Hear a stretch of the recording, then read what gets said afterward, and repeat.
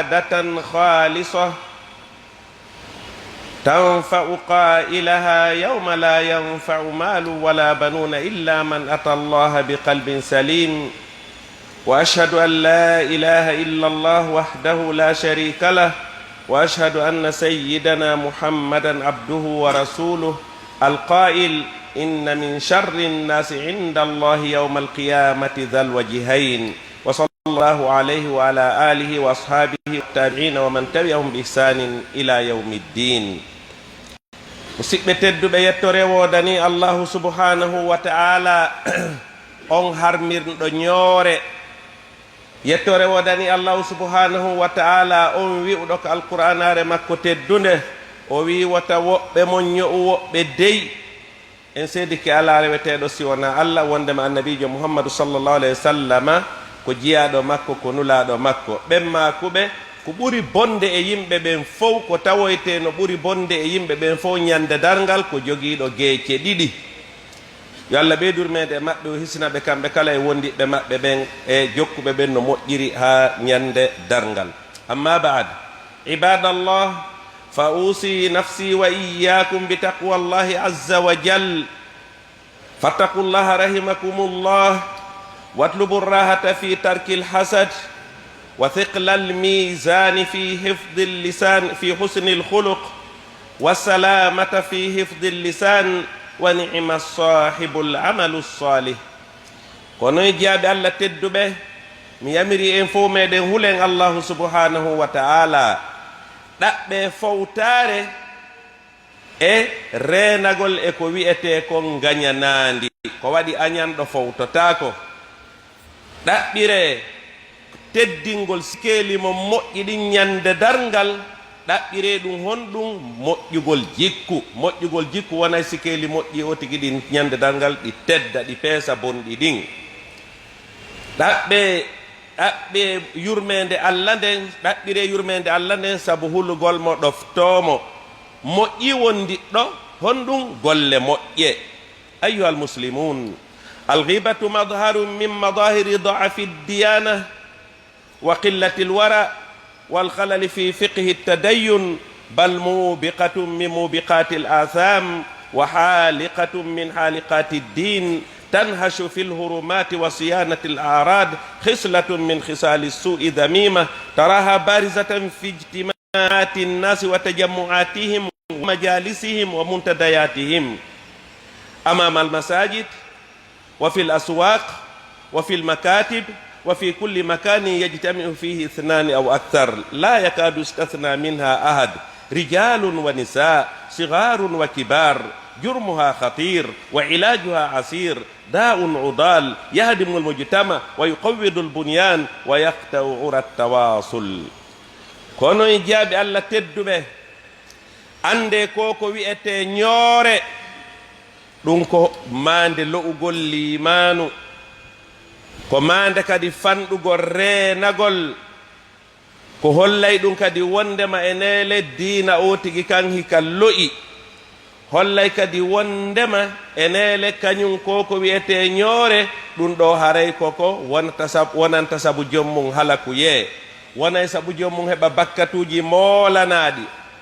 baltode bonnanay o tigi diina makko kan ko waɗi haray oti no ŋoñade ŋoola ŋata ŋappa teddule yimɓe ɓen ittaɗe e maɓɓe. awa ɗum ɗo ko mande jeyande e mandeji bonɗi ɗin.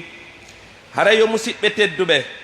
ko wiyete ko ñoore ɗum ko hunde giñande toɗen ɗum no feeñi si a wattani yiili ka moɓorde ka tummodire a taway ñoore no heewi e muɗum. misal joni wano hay ka yeeso juulirɗe ka dambuɗe juulirɗe misal si waggutu juulama oya no habba misal wano hakkude futoro e geeƴe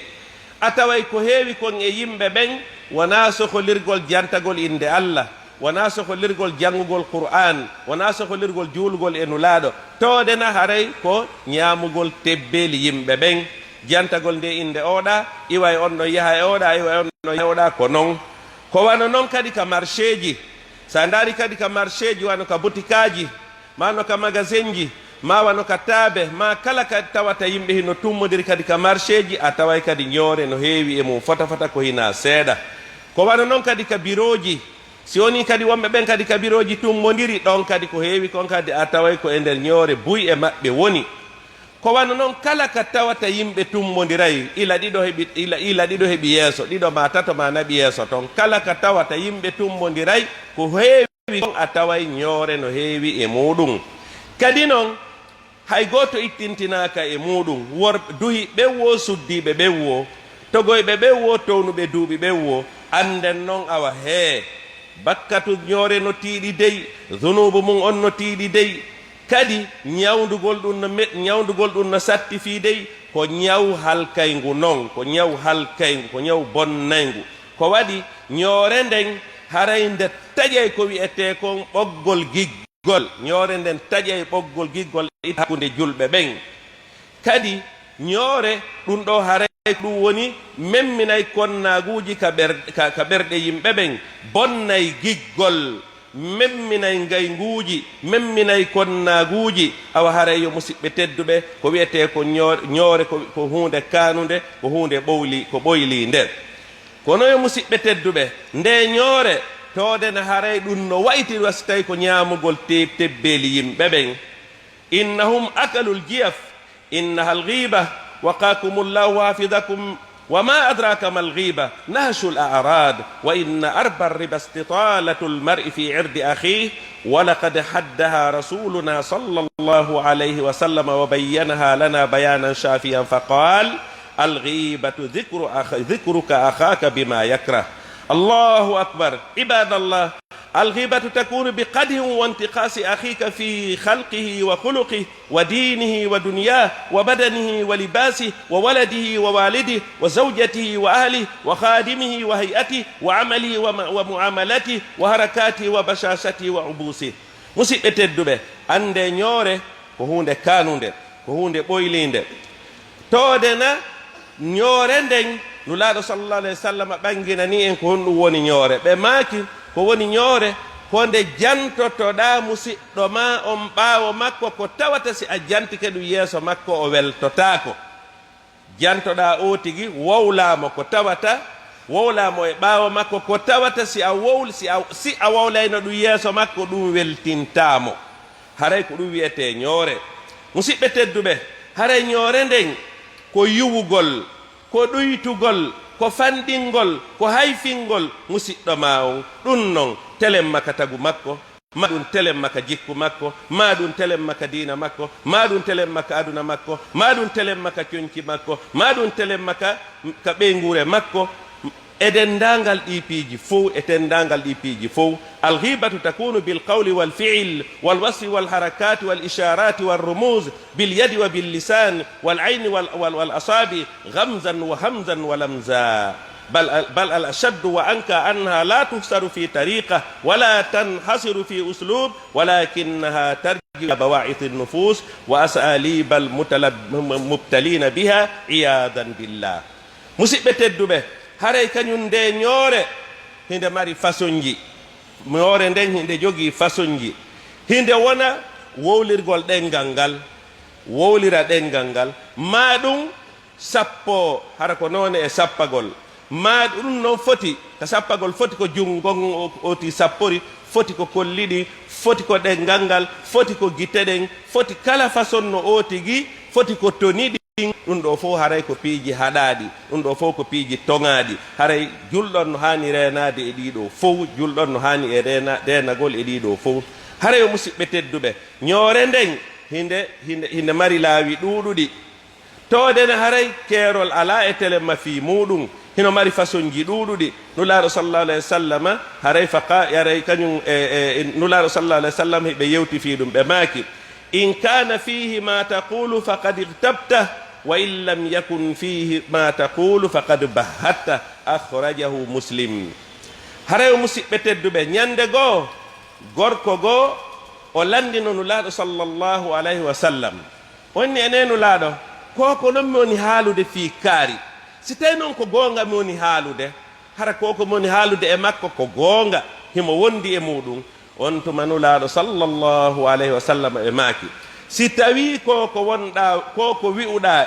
koko wowluɗa e makko si tawi ko noon woniri hara ko goonga a fena ko woluɗa konno e makko ko gonga ya andu haray a ño'imo haray a ño'imo si tawi ko woluɗa kon ko gonga himo wondi e mum si tawi noon hara ala e makko ɗon hara joni ko taƴaliɓa e hoore makko ɗon joni haray ko taƴaliɓa ɗon feƴƴiñore ko ɗum hadde kadi ko wiyete kon e pular taƴaliɓa hara taƴay tu hande koni penale joora e hoore makko haray ɗum ko hunde tongande noon wa yaqulu lhasanu rahimahullah dhicru lgayri thalatha alghiba walbuhtan walifk falghiba an taqula ma fih والبهتان أن تقول ما ليس فيه والإفك أن تقول ما بلغك عنه هذا كان الإمام الحسن رحمه الله بماكي وولغول إند غد باو مكو هذا كنوني تاتي كو إما توتا كو غيبة ما دون كو بهتان ما دون كو إفك وما كنو وني غيبة بماكي كو وني نيورندن konde wowlata e ɓaawo makko ko tawata ko goonga ko woluɗa kon kono noon siko yeeso makko ɗum a wowlata ma si ar wolude o weltotako ɗum ɗon haray ko alghiba wiyete amma buhtan on penale ɗen taƴaliɓa on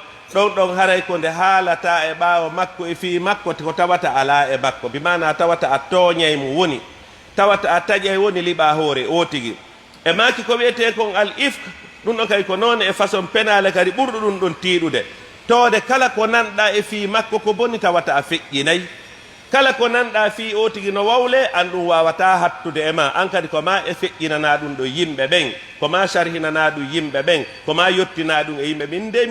mi nani hunde kaari mi nani kaari no wi hunde kaari mi nani kaari no waɗi hunde kaari hande kadi tawa ko noon tun ɗum ko hunde ɓoylinde noon من أجل أن تدركوا عدم البلاء فانظروا رحمكم الله ما يخوض فيه المغتابون في شبكات المعلومات العنكبوتية ففي ذلك شيء كثير وكثير من نشر معايب الناس ومثالب أهل العلم والفضل والصلاة فلا حول ولا قوة إلا بالله العلي العظيم هرأي مسيبة الدبه سيواتني كدييلي تلما كريزو سوسيوجي wono Facebook ma ko nanditata e ɗon kadi ko noone goo kadi ɗum ɗon kadi a taway noone e ñooreji kañum kadi no heewi nder ton ko yimɓe windete e hoore mum saakite ko heewi kon kadi tawa hina no woniri ɗum ko piiji ɓoyliɗi noon ko piiji kanuɗi noon ko piiji ɗi tawata haray e ko hunde ɓoylinde ma'ashira almuslimin kam tarawna min muslimin mutahawinin faqad jarrada lisanahu miqradan lil a'rad وانتهاكا للحرمات في همز ولمز وهط وانتقاص فهذا طويل وهذا قصير وهذا أحمق وهذا فاسق وهذا منافق وهذا مداهن بل كم ترى من رجل متورع عن الفواحش والظلم وعليه مظاهر في الصلاة من صلاة وصيام وصدقات ولكن لسانه يفري في أعراض الناس الأحياء منهم والأموات لا يبالي ما يقول فهلا هجزته عبادته وهلا كفه صلاه قال صلى الله عليه وسلم وهل يكب الناس في النار على وجوههم إلا حصائد ألسنتهم he musidɓe tedduɓe haray no heewi e julɓe ɓe tawata kamɓe ɓe pooɗiɗen ɗe maɓɓe ɗen ɓe naɓi e yuwugol teddule yimɓe ɓen he tawa ɓe haɓɓitoto kala teddungal ko Allah waɗani kon julɗon ɓe toto ɗum ɓe ñortira ɗum ɗenɗe maɓɓe ɗen ɓe itta ɗum ɓe bugoɓe hawka ɗum ko hunde kanude noon ko hunde ɓoylinde noon wona e jantagol façon ji yimɓe honɗum ko tawata ɗuytay valeur maɓɓe on ma ɗum ɗuytay teddungal maɓɓe ngal ha o no juuti ha feƴƴiti e ma ɗum o no raɓɓiɗi ma ɗum on ko komojo noon ma ɗum on ko fasikijo noon ma on ko nafikijo noon ɗum ko hunde kanude noon no woodi e yimɓe ɓe tawata ɗiya piiji boneji kono gasara ɓe reeni e majji kono ngo sengo ɗo kan tawa ɓe reenaki ɗon few tawa ɗon ɓe reenaki few toodena ɓe bonnay inɗe yimɓe wurɓe haa ɓe feƴƴa ɓe bonnora hay inɗe yimɓe faatiɓe goo tawata ɓe feƴƴanayi wurɓe ɓen ɓe bonnay inɗe yimɓe wuuruɓe yilto kadi ɓe feƴƴa ɓe lumba ɓe yaha kadi ɓe aybinoya kadi faatiɓe ɓen he musidɓe tedduɓe reeno ɗen reɓen daɗen ɓe wi wo daɗoɓe ɓen ko e nder reeniɓe ɓen heɓoto daɗoɓe ɓen ko e nder reeniɓe ɓen heɓoto yo Allah arsuko e wawugol reenagol awa hara yo musidɓe tedduɓe ko wiyete ko ñoore ko hunde kanunde nulaaɗo sallllahu alayhi wa sallam ɓe maaki ene e hara hen doytaake yimɓe ɓen ɓe suƴƴite ka nder yiite jahannama ɓe daasire budde kine maɓɓe ɗen ka nder yiite jahannama sowona sabu coñateri ɗenɗe maɓɓe ɗen e yo e jaka ngo reenaali ɗenngal muɗum ngal ka aduna ɗo ñande darngal hawnaaki ka o hendoye o towne haa o towa o piitire yeeso makko ngon ka nder yiite jahannama o daasire budde kine makko ɗen ka nder yiite jahannama yo allah hisin en o hisinana en ibadallah majalisul ghiba majalisu sharrin wa bala wa fitna wa akli lilhasanat tu'kalu fiha luhumul mu'minin wa tuntahaku fiha a'radu nnas يؤذي المغتاب فيها نفسه وجليسه ويؤذون فيها عباد الله يقول سفيان بن عيينة رحمه الله الغيبة أشد عند الله من الزنا وشرب الخمر لأن الزنا وشرب الخمر ذنب فيما بينك وبين الله عز وجل فإن تبت تاب الله عليك والغيبة لا يغفر لك حتى يغفر لك صاحبه he musidɓe tedduɓe ande wondema ɗe jonɗe jooɗeteɗe fii ñoore fii jantagol ayyibeji yimɓe ɗin ko jondeji bonɗi non ɗin ko jondeji ɗi tawata moƴƴi yimɓe ɓen bonay e majji ɗum wonay sabu moƴƴereji o tigi ɗin ɗi bona ɗum wonay sabu moƴƴere o tigi ɗin ɗi egga jungo makko ɗi yaha e jungo mo o woni ño'ude on mo o woni bonnude inde mum on ko waɗi ñande darngal yo tigi andu haray feere ala feccere feere ala o ɓemɓere ndangal ɓeɓe o ño'uno ɓeɓe o bonnuno inde mum ɓeɓe o aybinno ɓeɓe o yaynuno yo andu kaka moƴƴi makko ƴettoyte ɓen ɓe yoɓite ƴettoyte ka moƴƴi makko ɓen ɓe yoɓite si tawi himo heddori moƴƴi si tawi lutta boneji ɓen non nin ƴette watte ka boneji makko o buge ka yite jahannama yo allah hisin en o hisinana en hara yo musidɓe tedduɓe ño'owo aybinowo yaynowo o lorray hoore makko o soñjay hoore makko o tampinay hoore makko todena o soñjay o lorra o tampina ɓe o jooɗodi ɓen jentiɓe mo ɓen par ce que ɓen ɗon kadi o geɗay ha ɓen ɗon kadi heɓa bakkatuji dolle dolle o wonay sabu ha ɓen ɗon kadi heɓa boneji ɓe heɓa lorraji ɓe heɓa tanaji jentaniɓe mo ɓen si tawi woni ɓe haɗalimo si tawi woni ɓe innaali yo accu si tawi woni ɓe innaali yo reeno e ño'ugol yimɓe ɓen si tawi woni ɓe moosanaymo ɓe jalanamo todena ɓe wallitomo ɓe foppo haray ɓe hawtiti e bone on ɓe fof haray ɓe hawtiti e muɗum ko ɗum waɗi kañum o neɗɗo tedduɗo maketeɗo Sufyan bun Uyayna rahimahullahu ɓe maaki ñoore ɗum no tiiɗi ɗum no boni ɓuri todena waɗugol zina ɓuri tode yargol beere ɓe maaki fi hon ɗum ɓe maaki ko sabuna zina on e yargol beere nden ɗum ɗon ko dunubu wonɗo hakkunde waɗɗo ɗum ɗon on e allahu subhanahu wa taala on si o tigi tuubi allahu subhanahu wa taala on si yiɗi no wawimo jaɓande yaafanomo accanamo muññanomo hara naadirarimo yite sabu ɗum ɓa o tuubi allah jaɓanimo kono noon kañum ñoore nden ndeɗo na hakkunde ma e allahu subhanahu wa taala on tun woni dey haray hakkunde ma emo ño'uɗa on hakkunde ma emo aybinɗa on hakkunde ma emo yeynuɗa on hakkunde ma emo hayfinɗa on haray ɗum ɗo no hakkundeji moɗon haray ɗum no heddi ɗon beru a toraki mo yaafuyeyo o yaafoma o yaafima beru o tigi o yaafakima andu ɗum ɗon no ɗon haray o musidɓe tedduɓe ande wondema kañum ñoore ko lowugol diina ñoore ko fanɗugol reenagol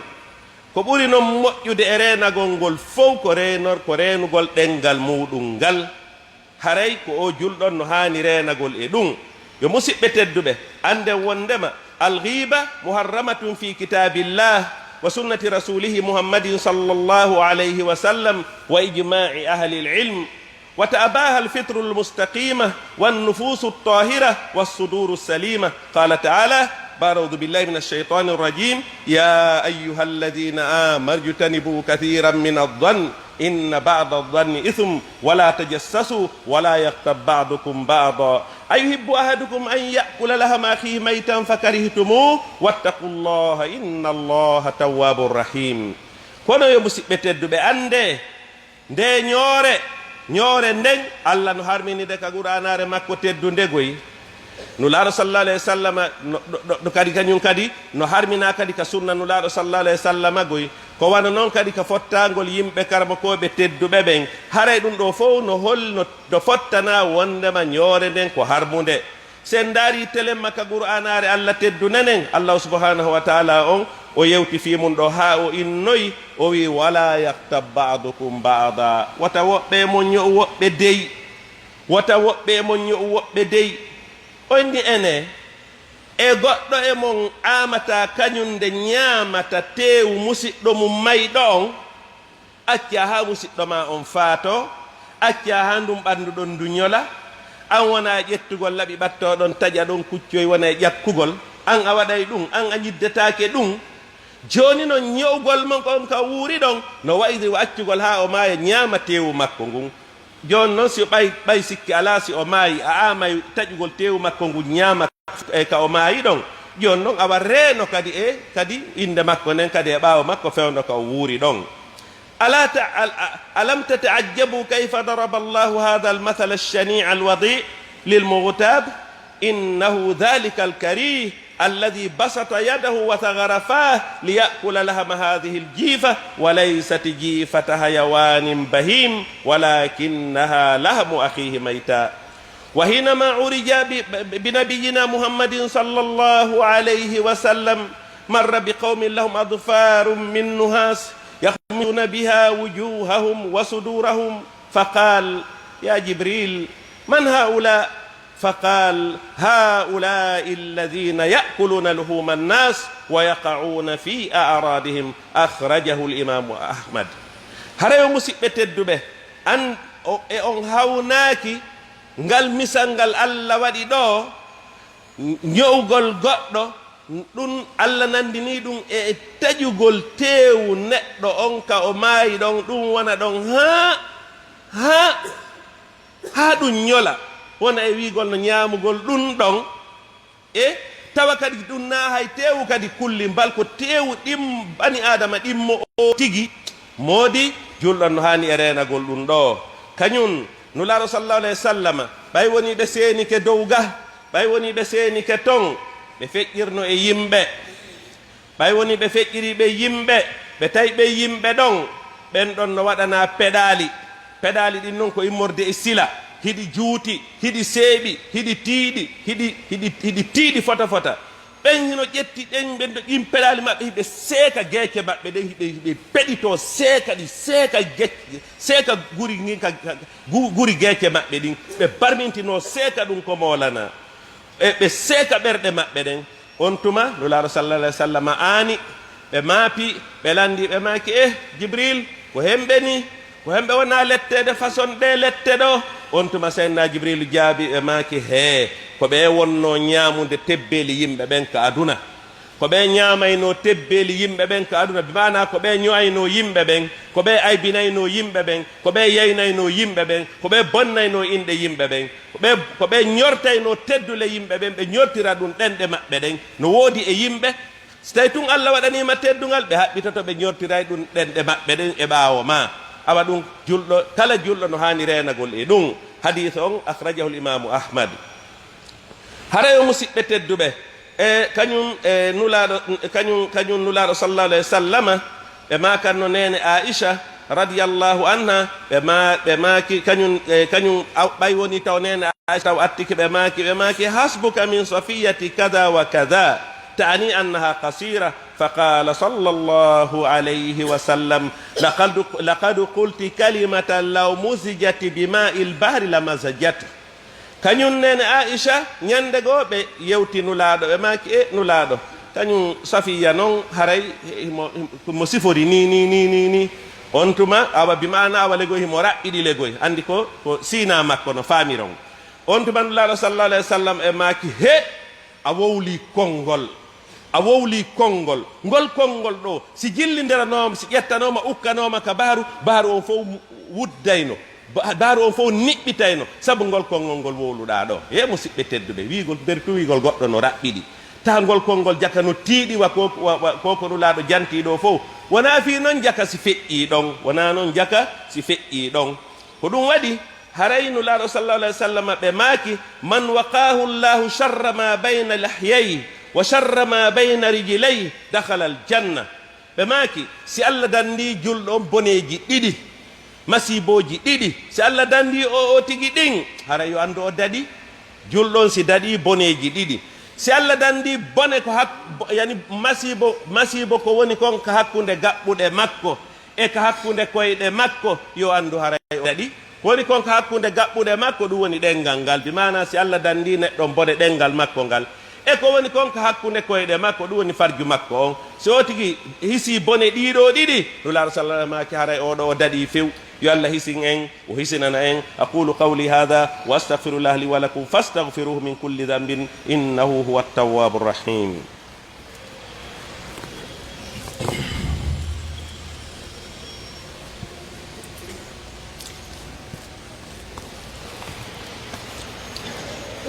الحمد لله وحده والصلاة والسلام على أشرف المرسلين سيدنا محمد صلى الله عليه وسلم. عباد الله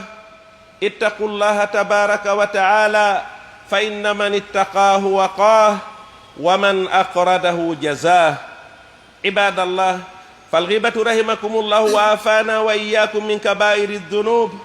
وكبائر الذنوب لا تكفرها الحسنات من الصلاة والصيام والصدقة وسائر القربات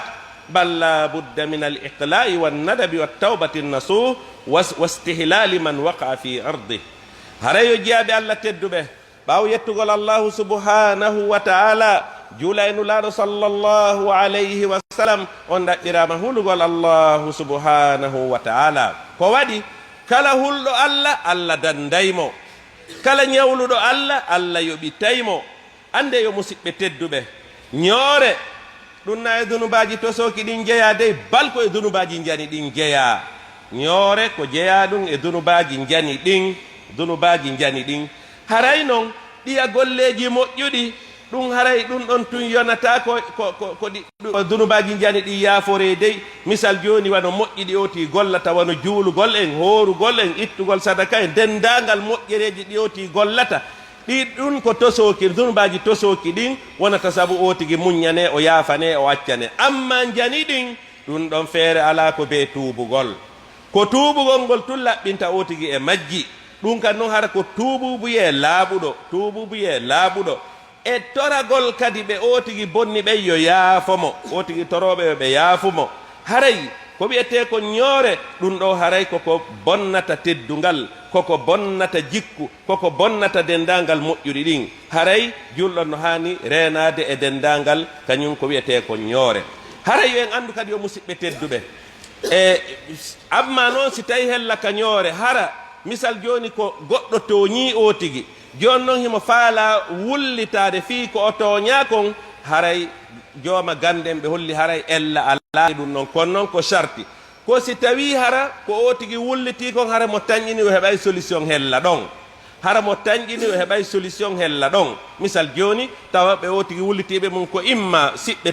toñuɗo o tigi on ma ɗum koka ñawoɓe ɓen o tigi wulliti ɗum ɗon fii kala ko e ɓaawo oya ko ɗum ɗon ɓay ko fii no moƴƴira ɗum ɗon ella ala e muɗum haray kadi yo musidɓe tedduɓe anden ko ɓuri bonde kadi e ñoore nden fof ko ittiri valeur ño'aɗo on no tiiɗiri wo kadi haray kadi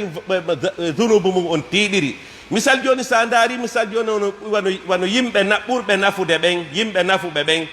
a woni e haɓɓitagol ɓen ɗon a bonnay inde maɓɓe a jalkitayɓe a ño'ayɓe ya andu haray ɗon kadi ko ittiri noon kadi haray dunubu ma on kadi tiiɗiri awa haray yo musidɓe tedduɓe ko renagol no woodi e façon yimɓe yo allah fewnu en fewna ɓe yo allah hisin en o hisinana en no woodi e yimɓe kala ko yeɗɗirɗa e muɗum haray amɓe woni contre ma siko jawdi heɓuɗa ɓe a ñiima an ko a bonneteɗo inde mum siko gandal heɓuɗa ko a bonneteɗo inde mum siko laamu heɓuɗa ko a bonneteɗo inde mum kala tawata neɗɗo yeɗɗuɗo kan kamɓe kam ɓay tum ɓe yeɗɗa ɓe faalaka yeɗɗuɗo en torki allah subahanahu wa taala allah fewnu en fewna ɓe yo allah fewnu en fewna ɓe yo allah fewnu en o fewna ɓe bi rahmatika ya arhamar rahimin en torki allah subahanahu wa taala yo allah arsi ko yi'ugol gonga on ko gonga yo allah arsi ko e jaɓɓugol jokkugol gonga on yo allah arsi ko yi'ugol merente on ko merente allah arsi ko e jaɓɓugol woɗɗitagol merente on rahmatika ya arhamar rahimin. Inen tori Allah subhanahu wa ta'ala yo Allah arsu ko en hulugol Allah, yo Allah arsu ko en hulugol Allah.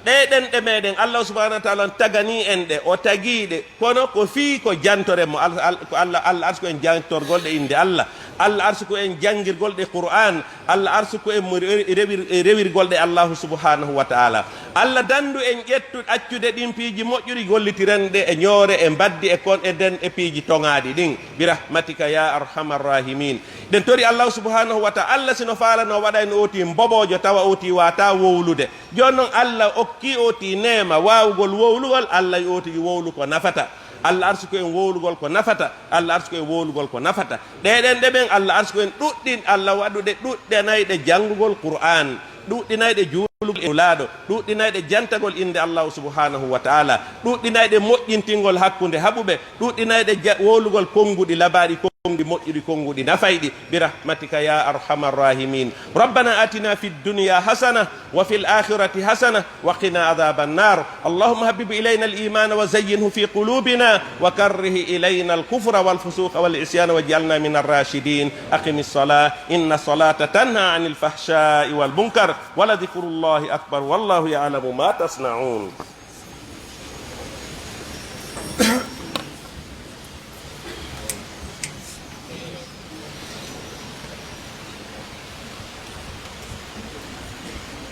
الله أكبر الله أكبر أشهد أن لا إله إلا الله أشهد أن محمدا رسول الله حي على الصلاة حي على الفلاح قد قامت الصلاة قد قامت الصلاة الله أكبر الله أكبر لا إله إلا الله. Musidɓe tedduɓe yandi e to ɗen saffeji ɗin feewa moƴƴa sabu no fewgol saffeji ɗin ko jaanu e ko moƴƴinta julde sawu fa atarilu yarhamukumullah.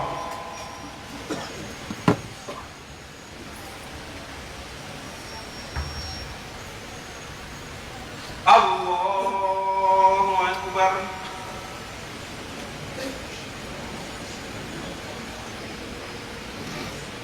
Alhamdulillahi rabbil alamin arrahmanir rahim maliki yawmiddin iyyaka na'budu wa iyyaka nasta'in ihdinas siratal mustaqim siratal ladzina an'amta 'alaihim غير المغضوب عليهم ولا الضالين.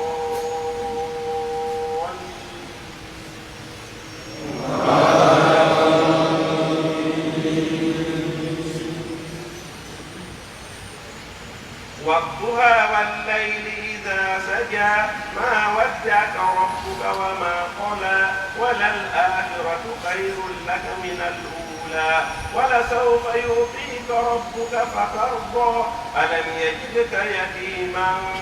فآوى ووجدك ضالا فهدى ووجدك عائلا فأغنى فأما اليتيم فلا تقهر وأما السائل فلا تنهر وأما بنعمة ربك فحدث. الله أكبر.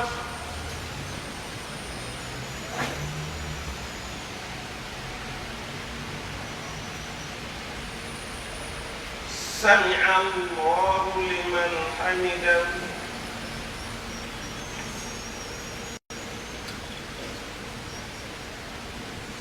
الله أكبر.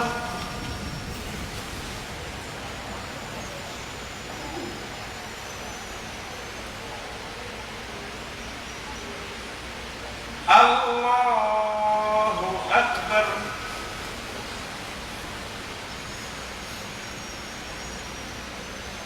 الله أكبر.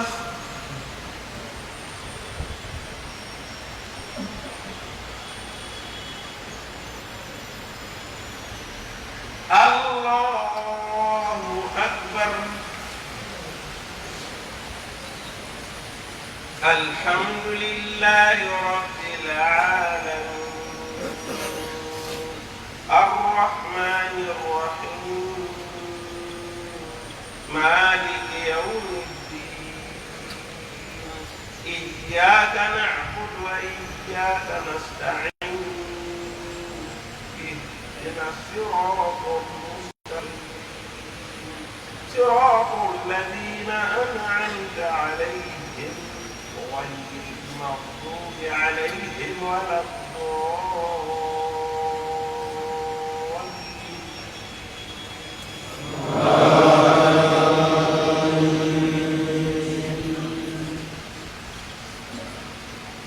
إذا جاء نصر الله والفتح ورأيت الناس يدخلون في دين الله أفواجا فسبح بحمد ربك واستغفره إنه كان توابا الله أكبر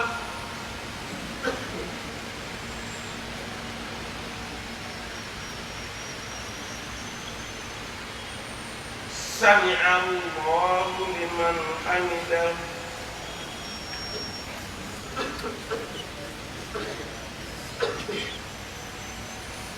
الله أكبر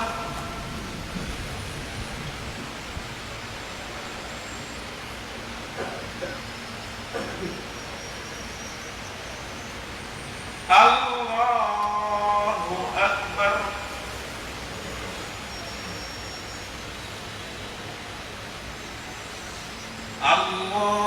الله أكبر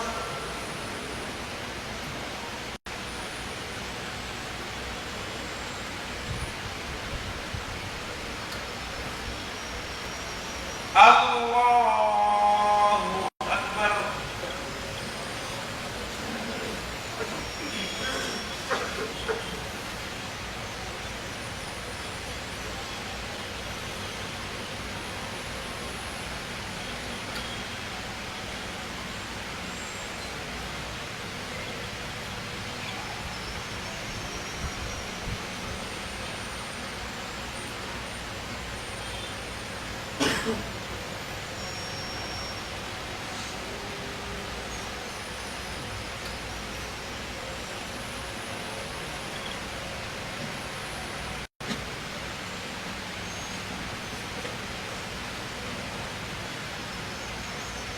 السلام عليكم ورحمة الله السلام عليكم ورحمة الله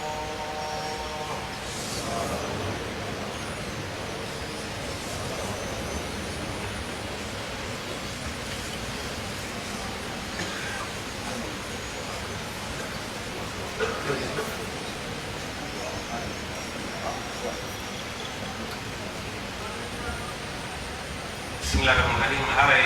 siɓeteɗo assalamu aleykum wa rahmatullah haray ko salli en kolli ɗo joni wondema haray suttiɗo ƴeyaɗo yeeyo ɓen ɗo suttiɗo makko bajo kelluɗo fewuɗo fota fota ko hina seeɗa haray e waɗi accident ɗe balɗe ɗo faadi donc haray ɓe juulimoɗe balɗe ɗo ɓe waddinimo haray e mo torana du'a ɓe taw neɗɗo kelluɗo dinni noon ka diina fota fota ko hina seeɗa haray e julde ɓuri kadi ɓe ɓuri du'a haray emo watte fof ko ɗum sawke en julɗo kañum ɓe mawɗo tedduɓe ɗo assalamu aleykum wa rahmatullahi wa barakatuh haray hoɗum wawaten longude e makko sallen o ɗoɗen ko yoliri fi oɗo du'a fi ɓeɗo bandiraɓe meɗen feɗɗiɓe haray ko anditingol wonkiji meɗen e wonkiji bandiraɓe meɗen heddiɓe awa haray koye heblata fi ko hawri e oɗo kon hankilo walla hecci hanki nde hawrata e goɗɗo kala e meɗen tentini wono kamɓe sonnaɓen haray ɓe andani hoore maɓɓe oɗo ko o eɓɓannoɗo yaad ɗaɓɓugol arsike makko o ari o udditi place makko o saabi ha o gayni o haltini ɗimmoɓe makko ɓen o fokkidi kadi yahangol kadi programme marchandise go o ela jam makko gal ka lawol donc ko andi wala enen ɗo e heddiɓe fof wonde awa mani nden leysi ɗo ni ɗi préparaki hande ari haray happola nami heblo ala